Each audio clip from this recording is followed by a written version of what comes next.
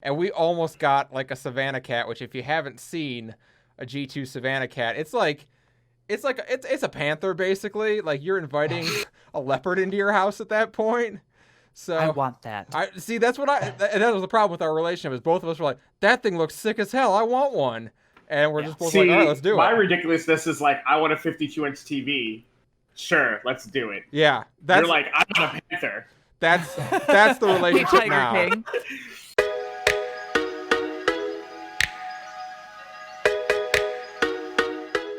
Hello, everybody, and welcome into Checkpoint AFK, the Pride episode of Checkpoint AFK. I am so geeked to have you along. My name is Callie Sloan, and I am joined by my co-host for today, Chadd Callahan. Chadd, how you doing?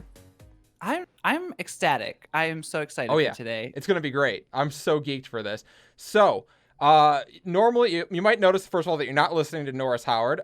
Norris is the usual host of Checkpoint AFK, and we want to wish him a very happy Juneteenth. We are recording this on Juneteenth, very important holiday, and we are so geeked that he could be celebrating that. However, when we asked if he wanted to be a part of the Pride episode, he said to me, and I quote, "I'm very straight," and decided, you know what?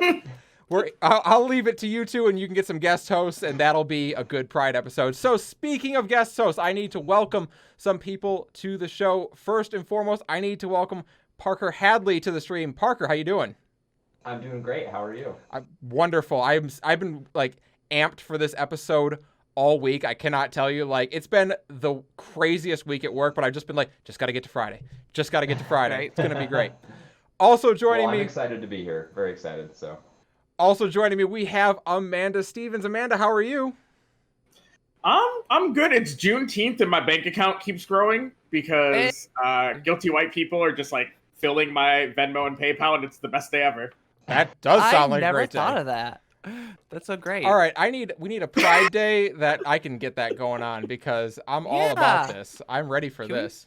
Can we Pride Month some guilty straight people into giving us money? So, first of all, before we get, you bring up a point that I actually wanted to hit on in this show, so let's just get into that right now. I saw a post yesterday that was literally, it was like a meme where it had someone like with the wound on their arm, and it just said the wound was like white guilt, and the bandage going over it was being queer or trans, and I'm just like, oof, okay, that's a very difficult image to look at, but it is a really, really important message to go out there because I feel like you do see it sometimes where someone is like, I don't have to suffer white guilt or anything like that because I'm also, trans or because I'm gay or because I'm bi or whatever it happens to be. And it's like, yeah, listen, I understand what you're trying to get. If you're trying to hint that we too feel some forms of oppression, yes, but you have to get out there. Not the same extent. Well, I just have to acknowledge that as a white trans person, I face far less issues than a trans person of color would. Like, I don't know. Yeah, exactly. Right. Amanda, you want to elaborate on that? I mean, so like, I'm not here to like make any of the white guests or listeners feel bad or guilty, but like racism is not a straight people thing. And racism in like the queer and trans community is like a very prevalent thing. For example, like how long has it really taken for like Marsha P. Johnson to really start to visually get her dues for starting the Stonewall riots, right? That wasn't a thing when I was like a young queer person in the 90s that I knew about. I just knew that the Stonewall riots happened and there was no real attribution, right? It was just sort of a nebulous thing of fed upness with New York City cops.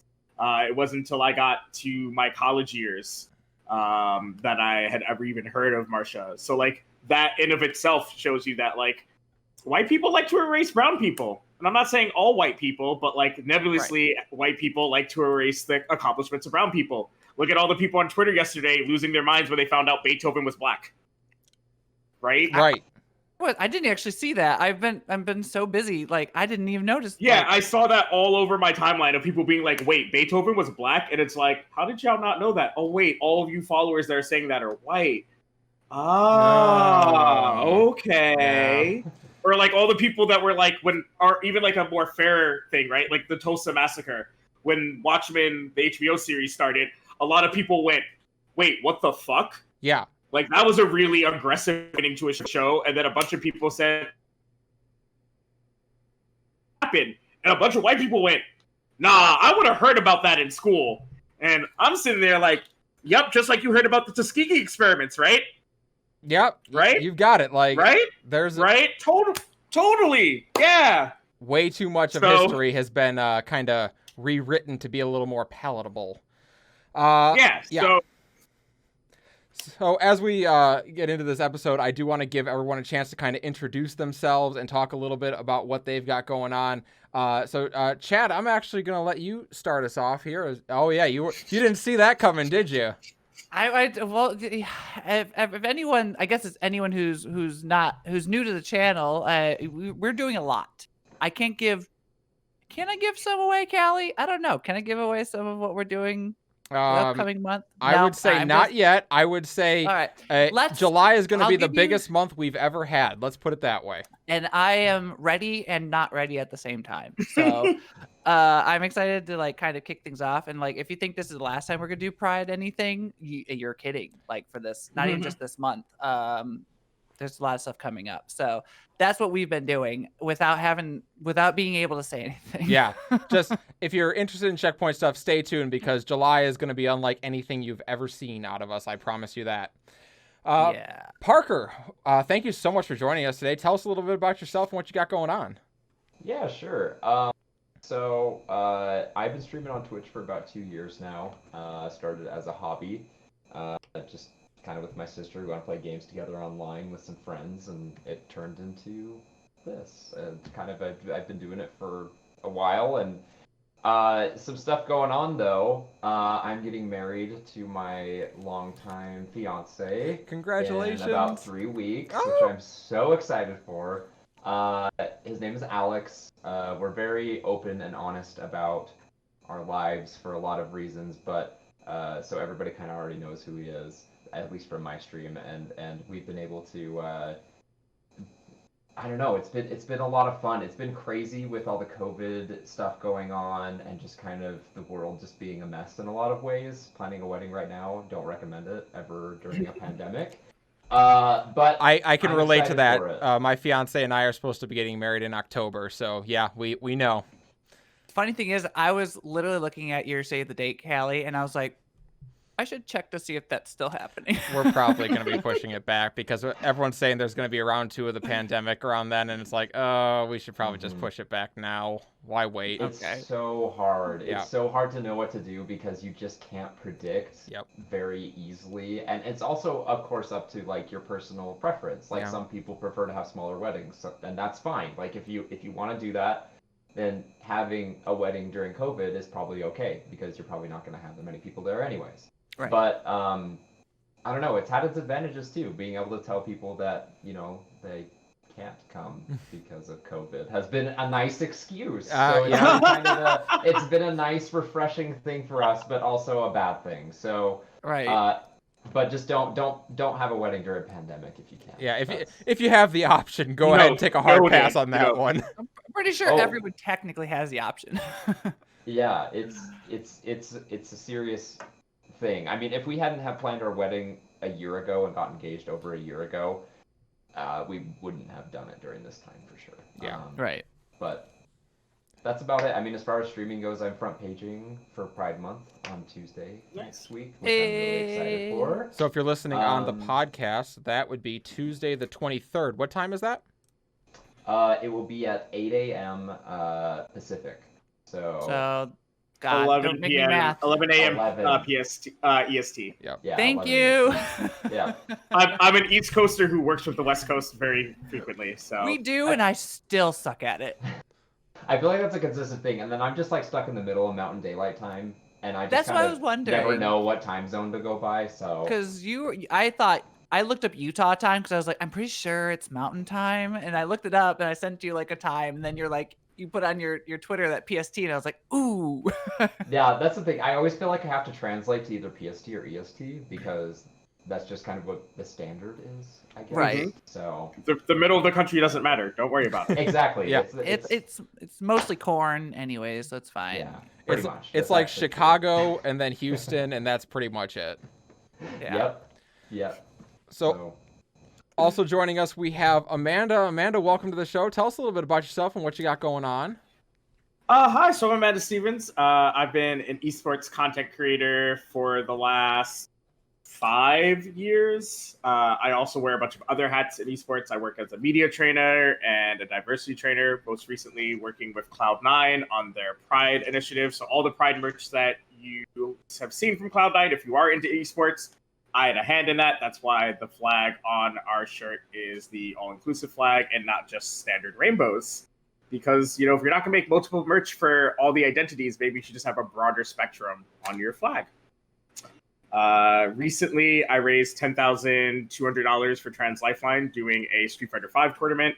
That was last weekend. And for the rest of the month, I'm going to try to do my own projects and focus a little less on consulting for a bunch of people. So hopefully I can get back on the train for doing my own stuff, which I haven't done in like 3 weeks. Personal branding is like one of the hardest things to do and do right, and like especially when you're trying to like wear so many hats. I can only imagine it's really hard. Like when I was just a content creator, it was a lot easier because like that's all I'm doing. Whether or not as a freelancer, it doesn't really matter what site I write for because nobody's gonna remember it as like a Jinx article or an ESPN article. Especially when you're a freelancer, not a staff writer, they're gonna remember that you did it, or they're gonna remember that you talked to a specific player. So personal branding is not hard as a content creator, but it's when you start doing things like media training or also being a diversity consultant that you kind of lose time on your own brand, because when you're working with like Cloud9 or Red Bull, it's not about you anymore. It's about like what their goals are and like making sure that they do it sort of meaningfully and respectfully and impactfully for the communities they want to serve. And you kind of have to remove your own ego from that.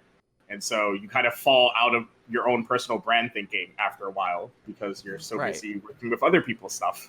But then it's so weird because like we struggle with that too. I think here at like Checkpoint, it's like we're Checkpoint, but then we have to remember that we are little pieces of Checkpoint too. So we have to remember that like our personal brand also reflects the bigger brand, and it's so hard to kind of find that balance. So it's interesting.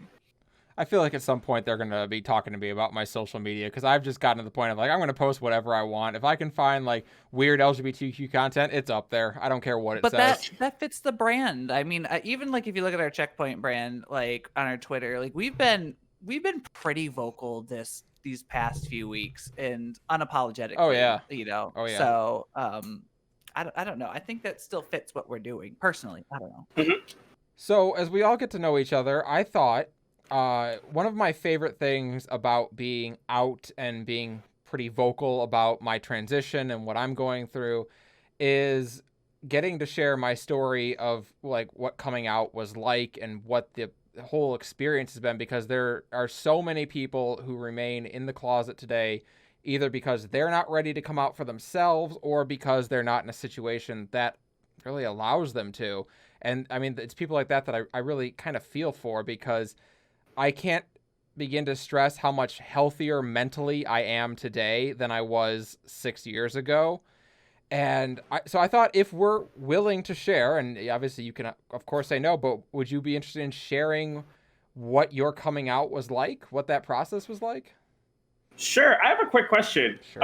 No one has to give an exact age, but like, what's the age range for all the hosts?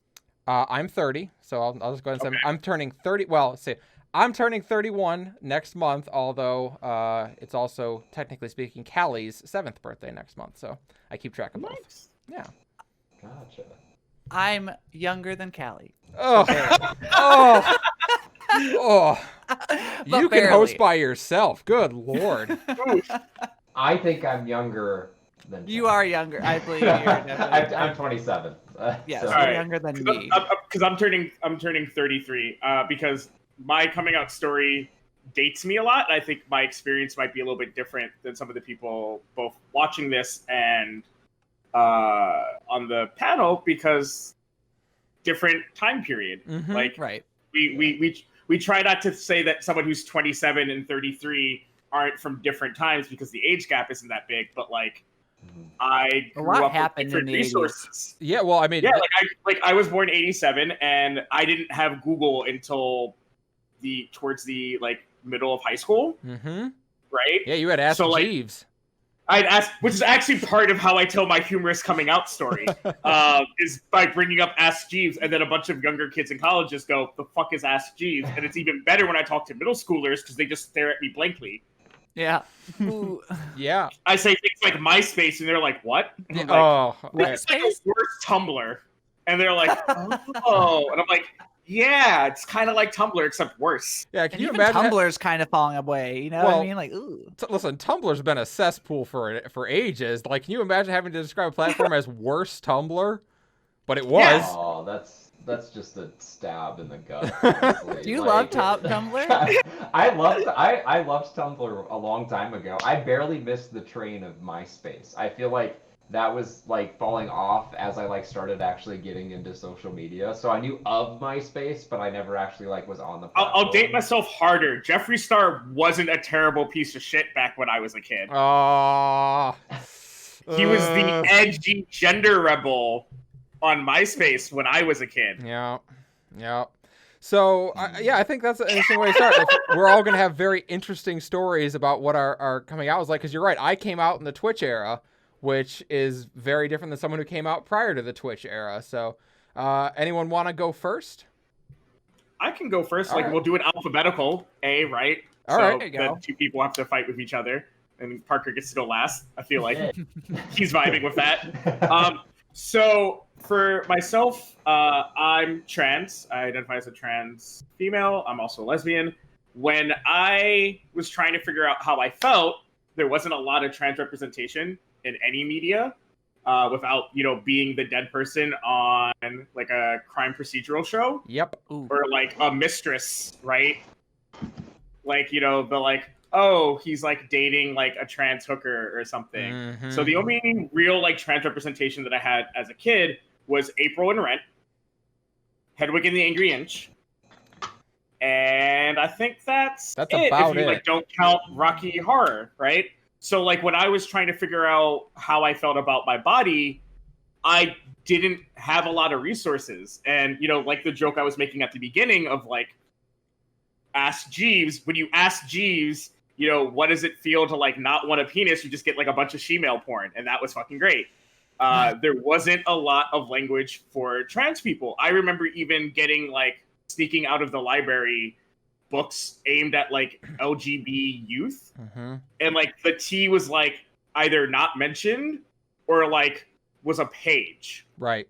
So I had like a huge difficulty until like high school of just like even having the language to describe myself, which is something that I think like a lot of younger people don't have the same issue of. Like the internet is a much more robust search engine these days, and it's a little bit easier to kind of find the words to describe yourself. That's why I think people talk a lot about like trending being trans, and it's less about more people being trans than before. It's more people knowing that that's what they are and having the language for that. Yep. So I came out towards the end of high school because I grew up with some fairly conservative parents. My first coming out experience was so great that I moved to England for 2 years. Oh man, I put out like this big smile, like, oh really? Oh. I was excited for a second, and then I was like, I realized what that probably meant. Oh. So I went to a university that used to not have gender and sexuality non-discrimination policies. And to like put that into perspective, the Pride Club was like an underground thing, because in the past when they had tried to advertise it, it would cause problems for the students that went. I had a student from Barbados and a student from Jamaica as my suite mates. They were pretty awful to me. One of my friends who was gay also had a not so great roommate, and Res Life literally told us that unless our lives were physically being threatened, they wouldn't swap us because we wanted to be swapped. Yeah. Like Right. our roommates all got along, so we were like, oh well, like this is easy, right? Just like they don't like us, we don't like them, like why don't we just swap? And they were just like, we only do emergency housing swaps. Well, this is an emergency, damn it. Right. So I'll make it an emergency. I didn't do particularly well at college my first semester, and so I effed off to England. And Well, got to I hope see England... a lot of England was dope. I lived in Okay. Brighton for a bit, which is kind of like living in Providence. Okay. Right? It's like a very queer city, very party oriented, very like younger skewed. So that was great. And then eventually I came back to the States because I decided college was a good idea. Was not. Oh, I'm poor still. But I can relate to that one. Yeah, but I had a generally like better second round of coming out. But like again, there wasn't a lot of trans representation in like 2007, 2008, right? So like when you're coming out as trans and you don't fit that like person who comes out as trans while they're transitioned sort of image that a lot of people have of like, oh, a trans person already looks like the gender that they say they are. Right. A lot of people just didn't get it. And, you know, that's one of the reasons why it's been really important for me in my career to be a visibly trans person, right? I'm totally comfortable with not being cis-passing because I've had a lot of people over the years since I've been out. I mean, my whole career I've been out. I didn't transition during my career. But I've had a lot of people come up to me at PAXs, at fighting game events, even at League of Legends events, be like, hey, I just want you to know, or Magic events, hey, I just want you to know that you being out there and being unapologetically trans gave me courage to come out. So that's why I'm totally fine being non-cis-passing, because not everyone's going to achieve that, and that's not everybody's goal, right? Not every trans person wants to go on hormones. Not every trans person wants to fit that cis-normative body type. And so, you know, pride for me is always about living unapologetically trans. I love that. Thank you, Amanda. I appreciate it. Sorry, like I was like, I'll hit you all with the heavy stuff and then give you like the nice, light, fluffy. And no, but we need the truth. We need the truth. Like, and that's like what this episode's about. And like, I think what you experience, and I guess I'll go next if we're going alphabetical. What you experience and what I experience, like 1000% different. But like, I can't even imagine like the stuff that you went through because of how, I mean, we'll say 3-ish years difference in age. It's a big difference. It's a big difference. And but at the same time, I also would consider myself more gay, but at the same time, I also dabble with the whole androgyny thing. Like I really it took me a while to kind of get there, but I wouldn't say that I have any like, I don't know. As far as like trans goes, I don't know where like the spectrum lives, but I wouldn't say I'm like trans at all. But I do like the idea of androgyny and like wearing different types of clothes and melding like the male, the feminine, and the masculine together, especially in clothing. Right, a little bit of genderqueer. Right, a little genderqueer. I guess that's the word I'm looking for. Yeah, and I think that that's where like I can kind of identify with you, like so just a little bit there. But my coming out experience was more of confusion and not knowing what was like what I was, because I didn't really have like until high school, all through high school, I really didn't have like the sexual feelings like to anyone, whether male or female. And it was really kind of confusing for me. It wasn't until like afterwards and I kind of like, you know, was free from school and like I kind of had my own like way that I started kind of feeling ways towards specific people, and I realized I was more attracted to men than women, even though I still thought women are pretty. So that I was like, well, maybe I'm bi, and it's just like it's really hard to kind of define yourself when you're that early. But I think eventually you get to the point where you're like, no, this is what I like, this is who I am, and so that's where kind of I went. But so I'll keep mine short because I don't want to keep us going for too long. Callie, I guess. Yeah.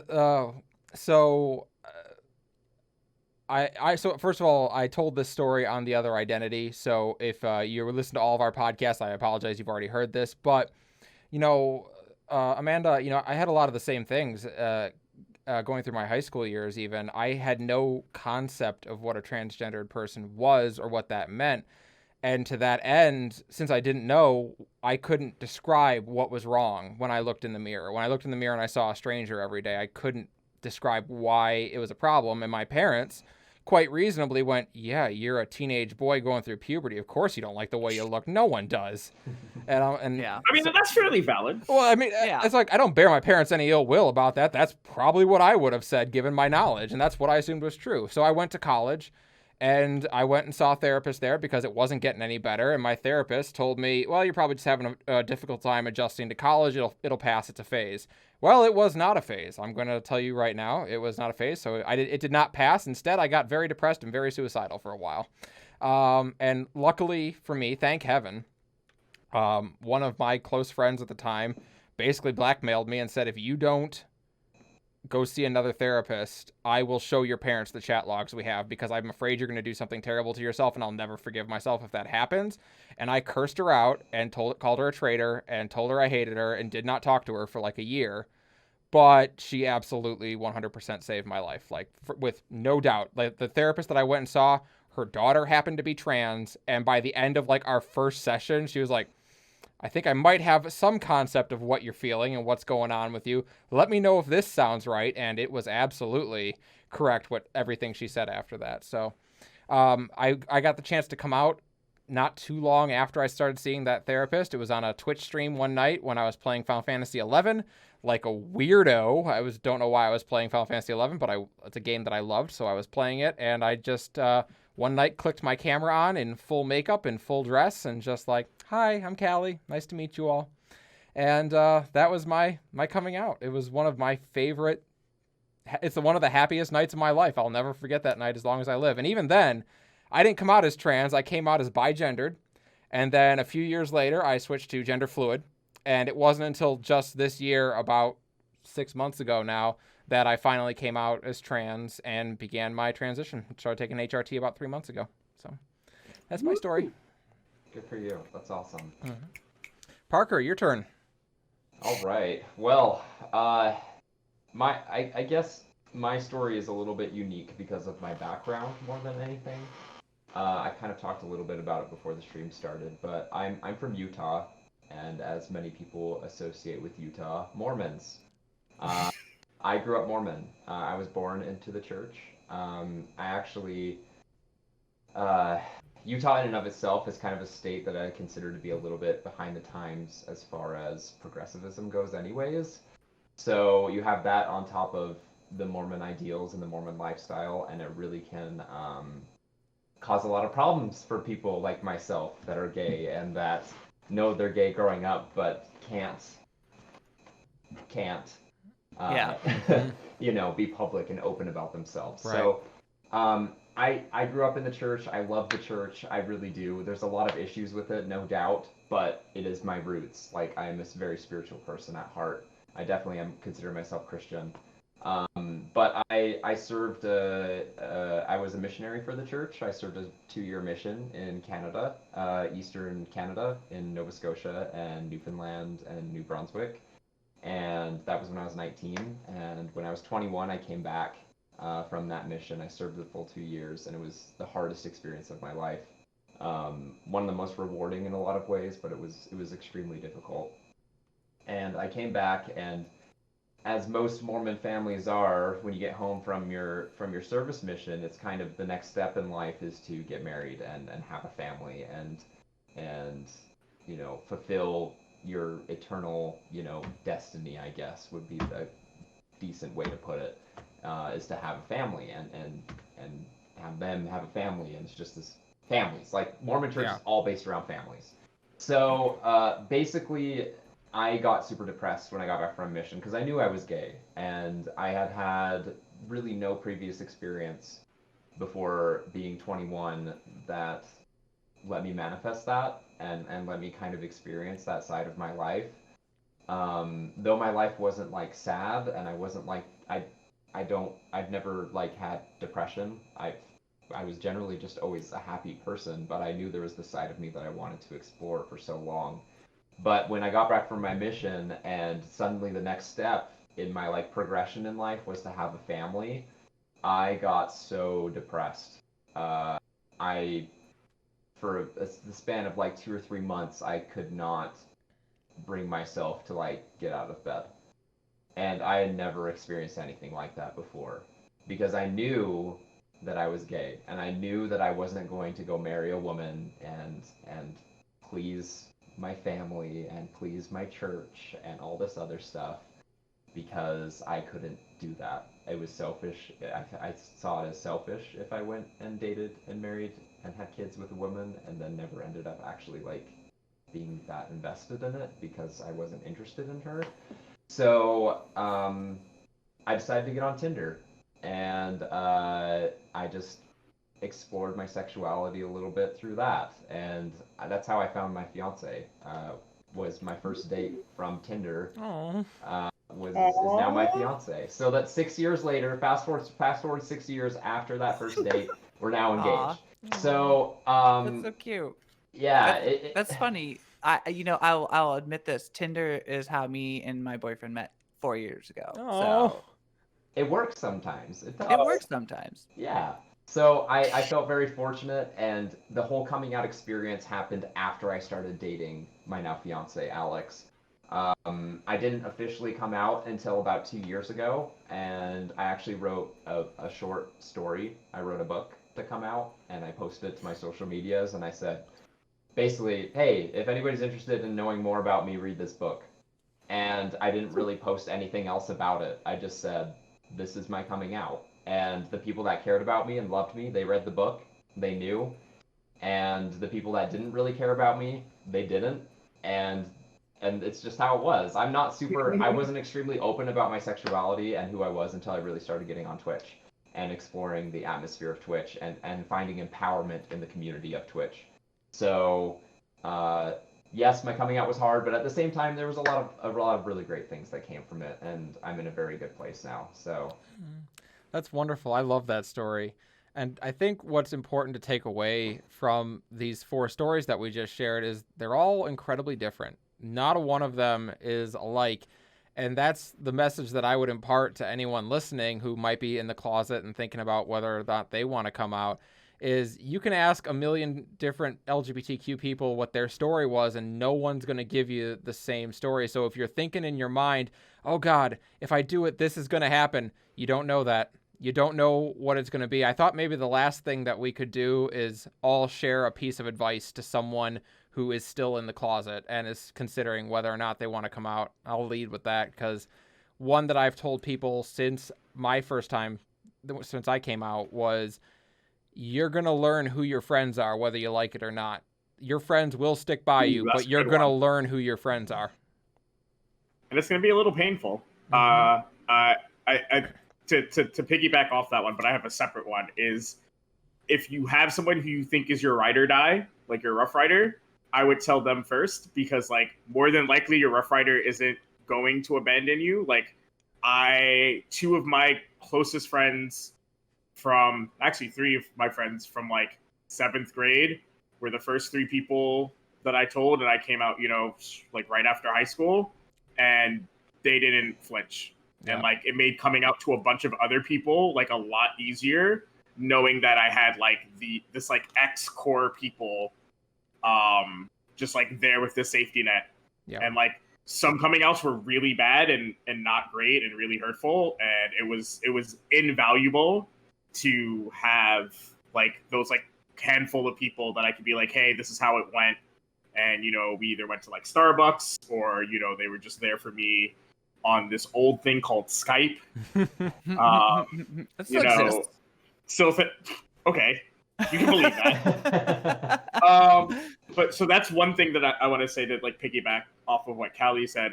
My advice is realize that coming out is an ongoing process.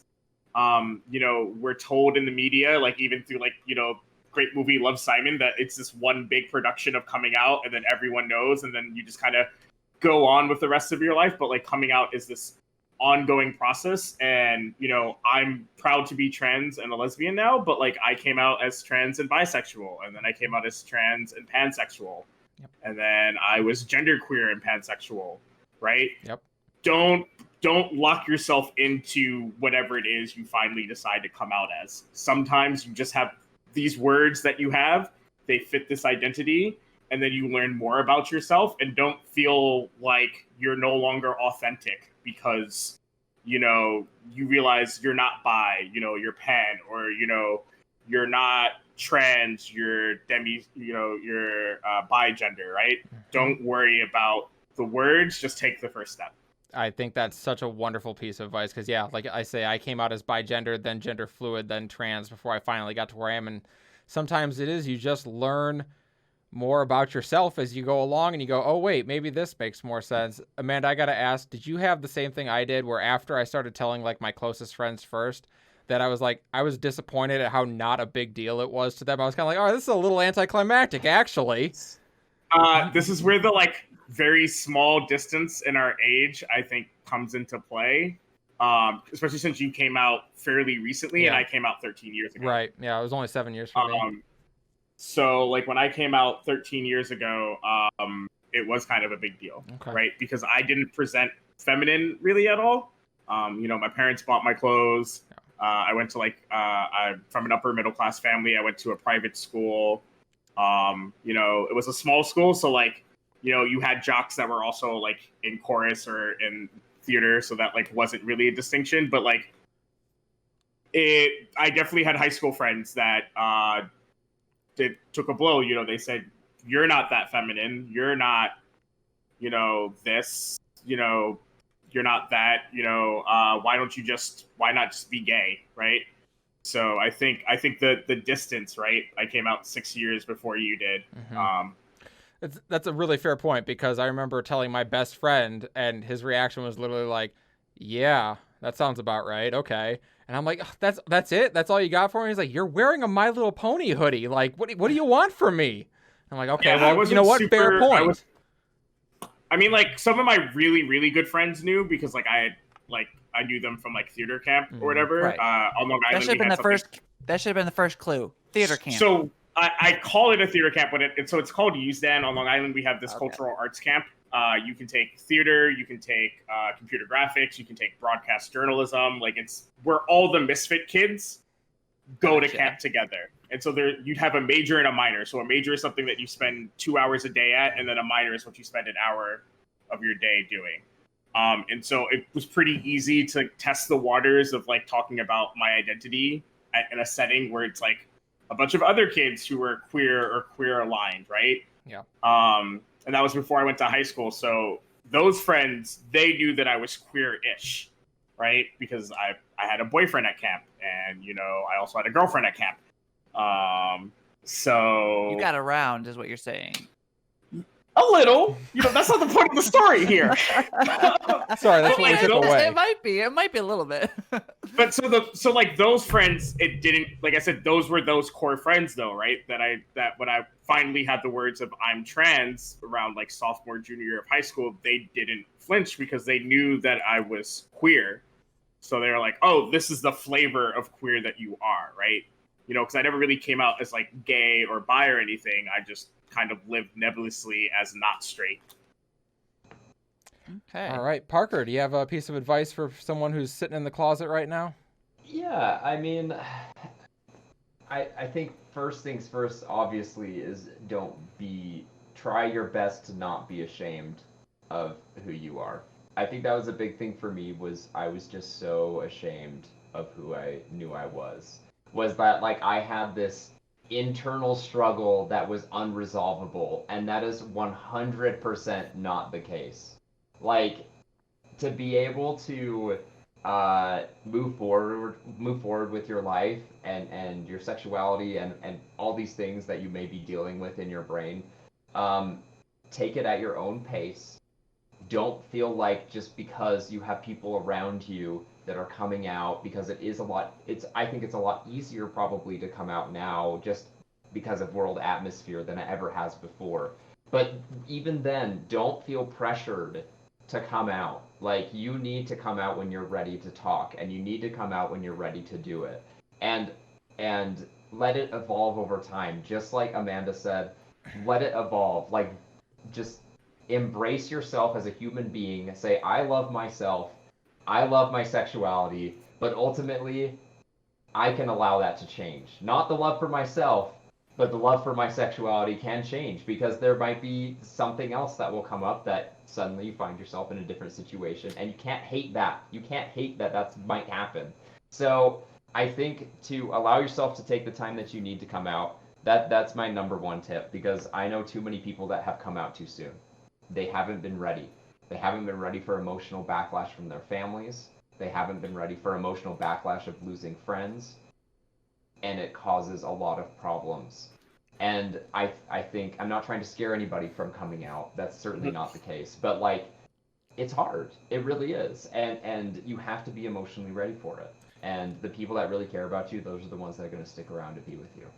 So keep them close. Keep those people that care about you close. Parker, that's so well said. I mean, you're absolutely right. Like, you know, I came out this year, and you don't think part of that's because I have my own house now and I'm not living at home with my folks and I have a stable job. Yeah, that's part of why I felt ready to do it, for sure. Mm-hmm. And I mean, I remember when you put out personally a company-wide email about it.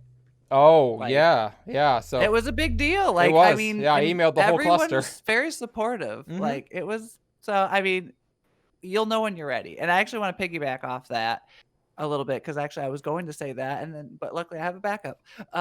Is something I always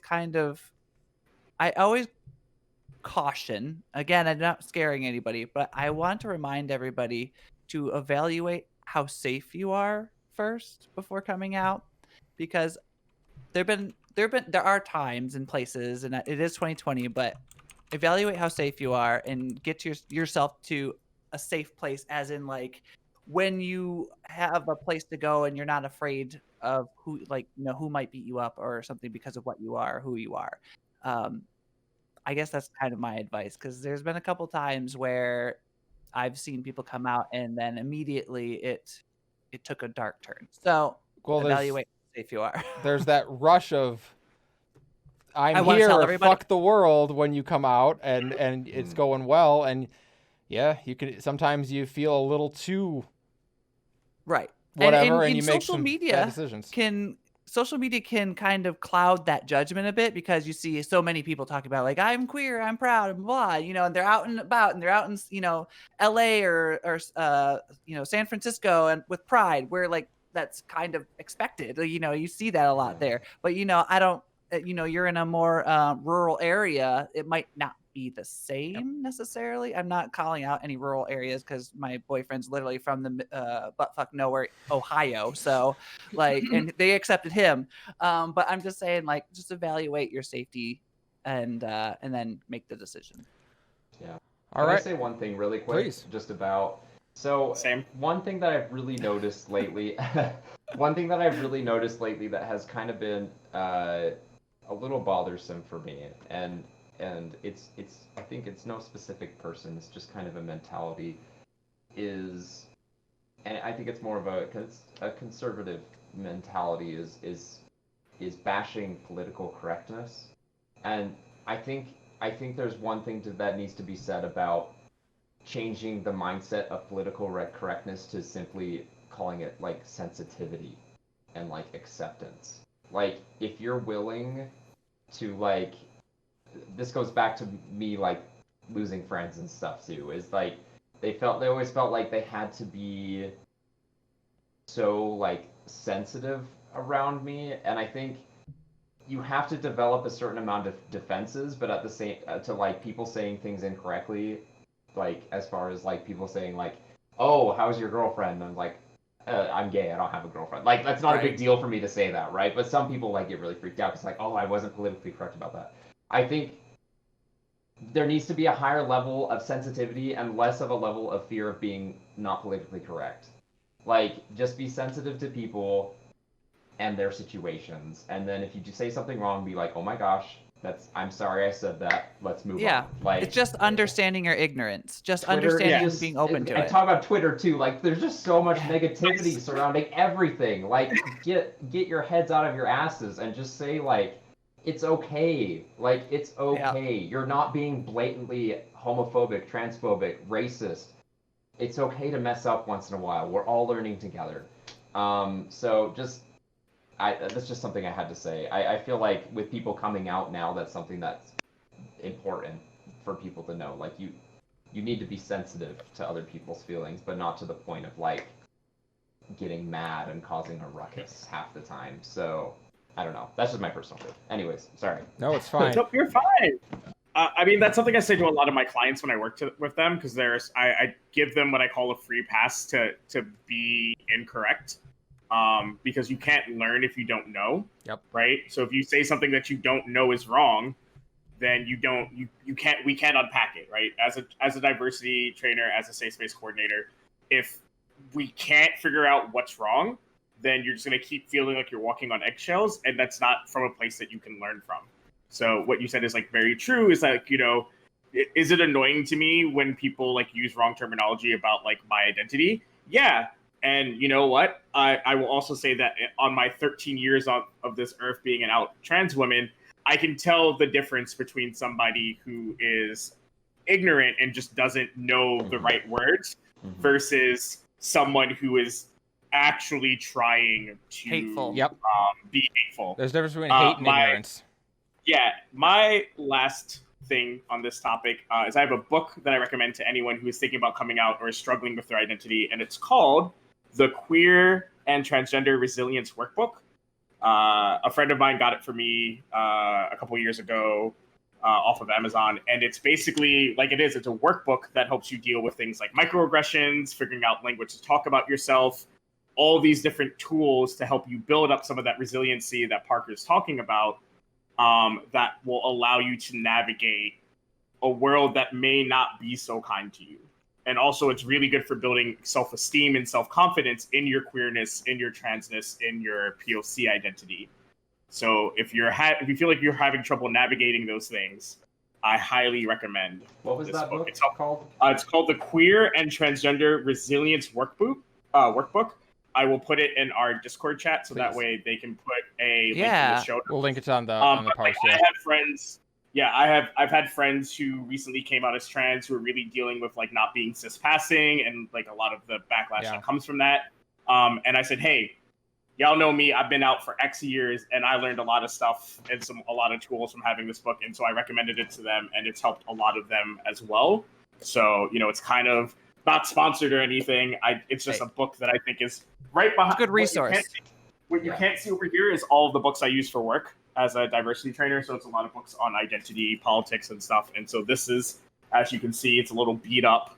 It's no worries. It's thank you for that, Amanda. I appreciate that. For a lot of people who might be feeling away but don't know how to fix that. All right, Love that. We have to take a quick break here, lest my producer effing murder me. So don't worry, we're going to be right back. We're going to talk a little bit about inclusivity in gaming. All right, guys, be right back.